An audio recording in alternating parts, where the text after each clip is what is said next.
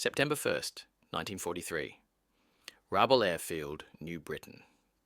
Lieutenant Commander Saburo Sakai's calloused hand hovered over the intelligence brief, his single good eye scanning the report, the other long lost to American gunners in a previous engagement. The words on the page made him chuckle, a dry, humorless sound echoing in the sweltering tent.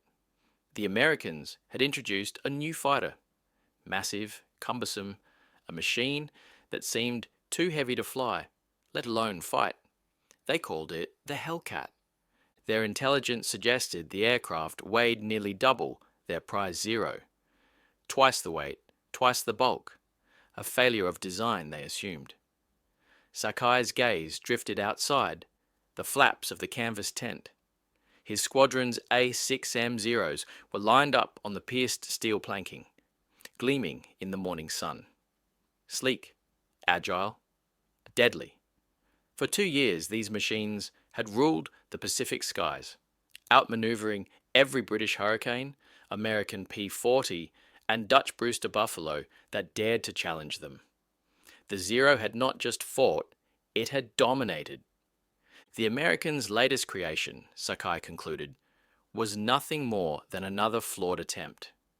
What he and the other officers in the tent could not know, however, was that in exactly 30 days, this so-called failure would begin the systematic dismantling of Japanese naval air power. The F6F Hellcat would establish a new paradigm of aerial combat, achieving a staggering kills ratio of 19-1, destroying 5,223 enemy aircraft, while losing just 270 in return. This aircraft would not merely fight, it would redefine naval aviation. It would transform the very doctrine of carrier warfare, shattering the myth of the Zero's invincibility. The assumptions upon which Japanese aerial supremacy rested, the faith in pilot skill, maneuverability, and the terror of the Zero were about to be proven fatally incomplete. The Hellcat, heavy and ungainly in appearance, embodied an entirely new philosophy, that superior technology and industrial capacity could overcome even the most seasoned warriors. Within 6 months, the very pilots now mocking the report would write their final letters home, understanding at last that encountering Hellcats meant statistical certainty of death. At the zenith of Japanese confidence, in September 1943, their airmen did not believe they were arrogant. They simply trusted the math. Since the attack on Pearl Harbor, the Imperial Japanese Naval Air Service had accumulated victories so overwhelming that the numbers seemed almost surreal.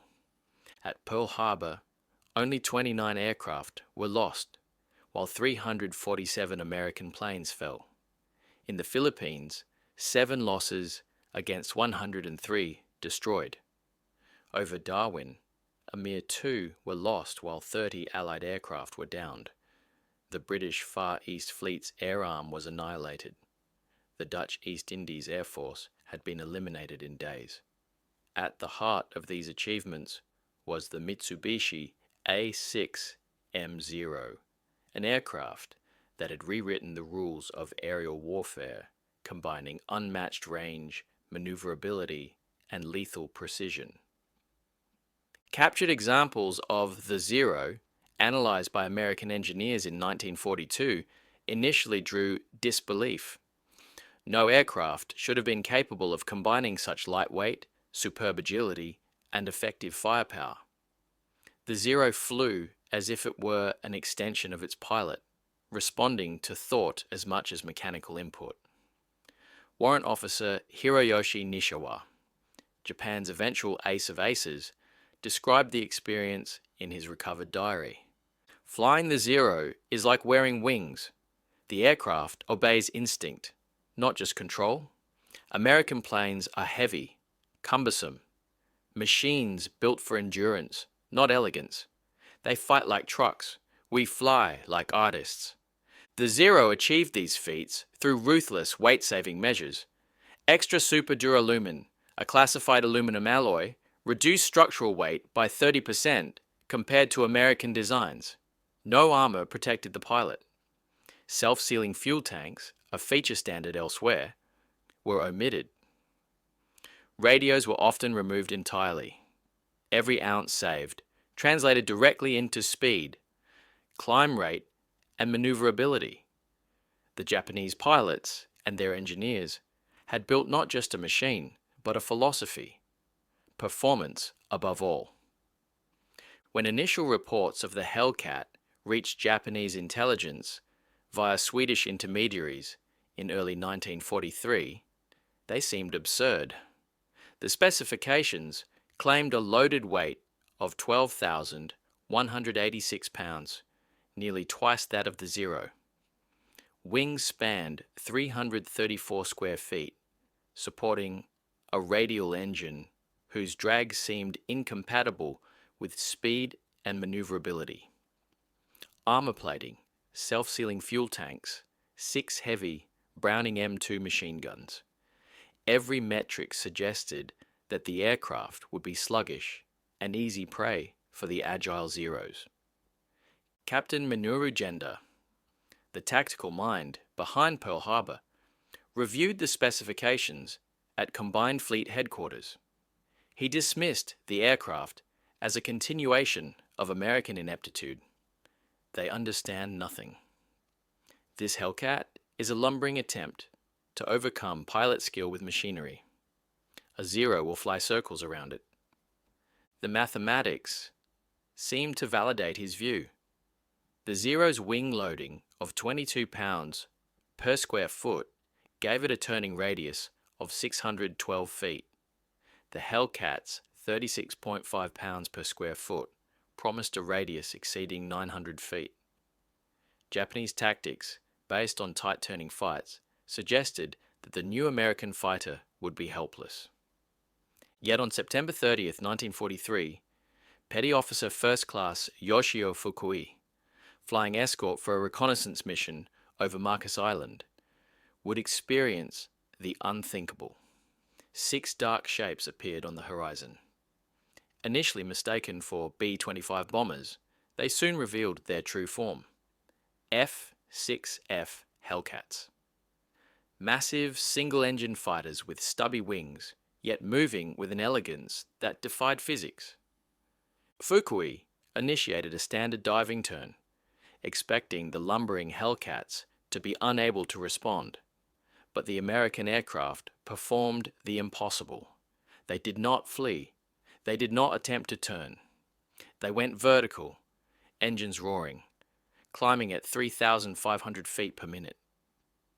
The Zero struggled to maintain airspeed, the Hellcat snapping into a hammerhead turn that dropped it directly onto Fukui's tail. Gunfire tore into his plane. 17 hits in 3 seconds. Only a desperate spin allowed him to escape. His wingman, Petty Officer Second Class Masao, did not return. The first blood had been drawn. The weight paradox had claimed its first victims. October 5th, 1943. Task Force 14 struck Wake Island. 12 Zeros from the 252nd Air Group climbed to intercept 12 F6F Hellcats. The Japanese pilots, recording every moment in their diaries, were confident. Altitude, position, surprise. They believed victory was assured. Yet the engagement shattered everything they knew. The Zeros dived, attempting classic maneuvers. The Hellcats did not scatter. They maintained formation, energy intact, absorbing fire without faltering. Armor protected pilots and engines alike. Self-sealing tanks shrugged off bullets. Then, executing a counterattack, they transformed weight into weapon. Climbing at full throttle, the Hellcats outperformed Zeros at every altitude, delivering devastating attacks before climbing out, beyond pursuit. 8 Zeros downed, no Hellcats lost. By November 11th, 1943, the psychological toll was apparent. Lieutenant Commander Tao Tanimizu briefed the 204th Air Group. Forget everything you know about air combat. The Americans fight differently. Not as warriors. As executioners, the Hellcat was not a plane designed to outturn. It was a system built to dominate. Energy tactics allowed pilots to convert potential into kinetic energy, striking, climbing, and striking again, leaving Japanese pilots unable to respond. By December 1943, the disparity extended beyond tactics. Commander Mitsuo Fuchida, architect of Pearl Harbor, observed returning Zeros. He calculated the math. 6 Browning M, 2 machine guns, 750 rounds per minute each, totaling 4,500 rounds per minute, with each bullet carrying 3,500 foot-pounds of energy. Compare this to the Zero's 27.7mm guns, 750 rounds per minute, 750 foot-pounds energy per projectile. The Hellcat was a storm of firepower guided by radar, while the Japanese relied on eyesight alone. By early 1944, pilot quality had plummeted. Fuel shortages and attrition had forced training hours from 700 to 300 for Navy pilots. Army pilots entered combat with barely 200 hours. Glider practice replaced powered flight. Ammunition for training was scarce. The Japanese sent boys to fight veterans. Meanwhile, American pilots entered combat with over 300 hours, including type-specific experience with extensive gunnery, carrier landings, and tactical training. The result was inevitable. By October 1944, during the Formosa campaign, Japanese losses were catastrophic. 329 aircraft lost, including almost all experienced pilots. Actual American losses were 89. Hellcats dominated, destroying formations systematically, using speed, weight, and coordination as weapons. June 19th, 1944. The Philippine Sea. The Great Marianas Turkey Shoot. Japanese carriers launched 450 aircraft. Task Force 58, with 15 carriers and 956 planes, 450 of them F6F Hellcats, intercepted. Radar vectoring, altitude advantage, sun at their backs. The engagement lasted 12 minutes. Of 69 Japanese aircraft, 42 were destroyed. The Hellcats climbed, dived, and struck with precision unmatched in history. Commander David McCampbell shot down 7 in one sortie. His wingman, Lieutenant Roy Rushing, 6. Japanese pilots tried to outturn. They stalled. They fell. American losses were minimal. 30 aircraft.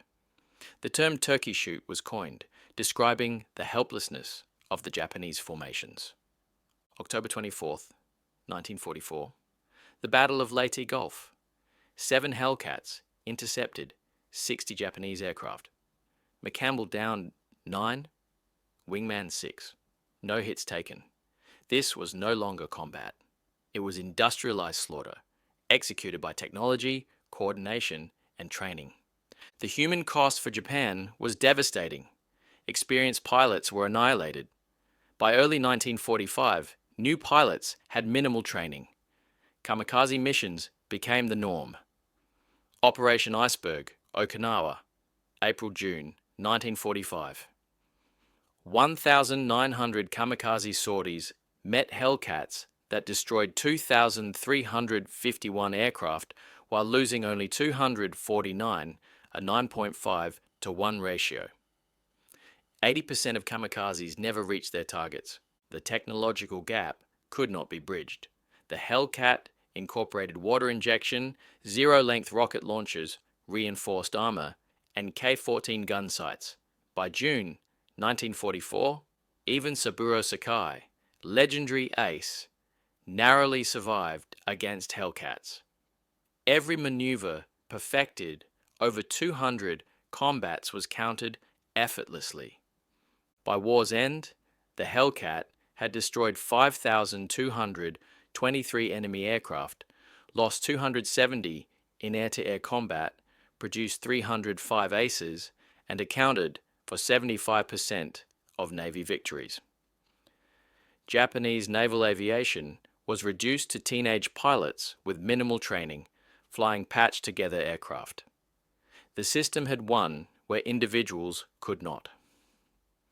October 25th, 1944, marked the first kamikaze mission. Nishiwa escorted, Seki led. 2 Hellcats downed during the operation. The following day, Nishiwa himself was killed by Hellcats, the very aircraft he had briefly bested. August 15th, 1945. Surrender. Captain Minoru Genda listened to the Emperor, surrounded by remnants of his once proud air arm. Ensign Clarence Moore shot down the last Japanese aircraft after 2 p.m. That was the final kill of the Pacific War. September 1945, at Tsugi Airfield. 12 Hellcats landed first, demonstrating aerobatics to stun Japanese crews. Pilots learned the plane could withstand 13G maneuvers. Engines never broke. Engineers studied the aircraft, discovering 2,840 precisely machined, fully interchangeable parts. Horikoshi, designer of the Zero, admitted defeat. "We built a sword. They built the industrial age." The production miracle: 12,275 Hellcats in 30 months, compared to Japan's 5,100 fighters in 1944. America's 35,000 aircraft outproduced Japanese capacity. Strategy had shifted. The Hellcat didn't just fight, it transformed carriers into fortresses, protected lives, and obliterated outdated warrior philosophies. By 1962, a symposium confirmed it. McCampbell. The Hellcat won the Pacific Air War. Period. Sakai. The Zero was a fine fighter. The Hellcat was a system. We brought swords to a gunfight. The Hellcat had the last laugh. Twice the weight of a Zero. Armed, armored, powered, and guided beyond comprehension. Every laugh Japanese pilots had shared at the intelligence report had become their last. It wasn't just aircraft superiority. It was industrial, philosophical, and systemic dominance. The F6F Hellcat had rewritten the rules of warfare, proving that technology, strategy, and coordination could outmatch tradition, skill, and courage. The Zero had made Japan great. The Hellcat made Japan realize it was never as great as it believed. Those who survived did so at the discretion of their enemy. And in that final reckoning, the F6F Hellcat had not only destroyed an air force, it had destroyed an entire concept of combat, leaving nothing but lessons for history.